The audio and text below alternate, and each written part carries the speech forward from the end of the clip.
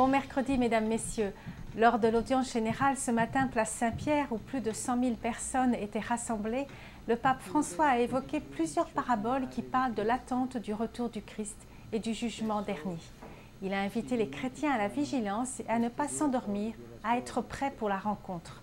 Ce temps que nous vivons entre la première venue du Christ et son retour est intermédiaire. C'est le temps de la vigilance où nous devons garder nos cœurs ouverts au bien, à la beauté et à la vérité. Commentant la parabole des talents, il a interpellé spécialement les jeunes en leur disant « N'enterrez pas vos talents, pariez sur des idéaux de service de l'autre. La vie ne nous est pas donnée pour la garder jalousement, mais pour que nous la donnions. N'ayez pas peur de rêver en grand. » Écoutons la salutation aux pèlerins francophones. Bienvenue, chers pèlerins francophones venus de Belgique, de France et de la République démocratique du Congo.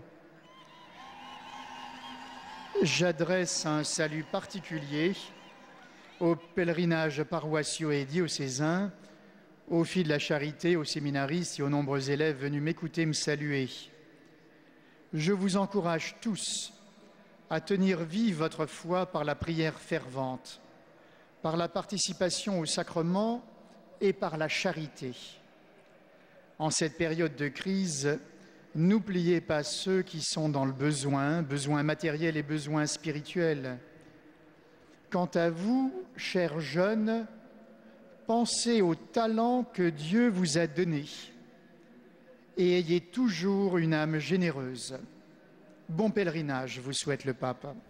Après l'audience générale, le pape a aussi envoyé un tweet « Maintenons vive notre foi par la prière et les sacrements, soyons vigilants pour ne pas oublier Dieu ». Et aujourd'hui s'ouvre jusqu'à samedi un événement organisé par la commission Vérité et Réconciliation à l'hôtel Fairmont Reine-Élisabeth à Montréal. Son but est de vivre un processus de réconciliation avec les personnes autochtones en faisant connaître leur expérience douloureuse dans les pensionnats. Des témoignages, des célébrations, des ateliers et des rituels de guérison, ainsi qu'un concert gratuit le vendredi soir avec le chanteur Florent Volant auront lieu. Pour tout renseignement, voir le site de la commission TRC-CVR qui diffuse en direct cet événement. La Semaine nationale pour la vie et la famille aura lieu du 12 au 19 mai entre les deux fêtes de l'Ascension et de la Pentecôte. Cette année, la semaine a pour thème la famille, relever avec le Christ les défis de la vie. Pour vivre cette semaine, la Conférence des évêques du Canada met à disposition des ressources, notamment des pistes de prière pour une veillée. Ces suggestions ont été préparées par l'organisme catholique pour la vie et la famille, l'OCVF. Pour plus d'informations, voir le site cecc.ca. Et puis justement, l'Office de la famille aussi publie aujourd'hui son message annuel à l'occasion de la Marche nationale pour la vie qui aura lieu le 9 mai à Ottawa.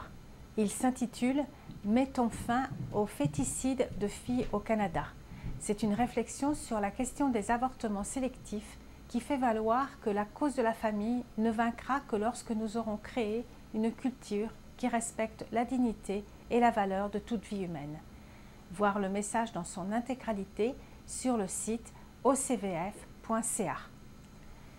Et au Nouveau-Brunswick, l'ordination épiscopale de Monseigneur Daniel Jodoin, originaire de Sherbrooke, qui succède à Monseigneur Valérie Viennot, aura lieu demain, 25 avril à 19h30, heure des Maritimes.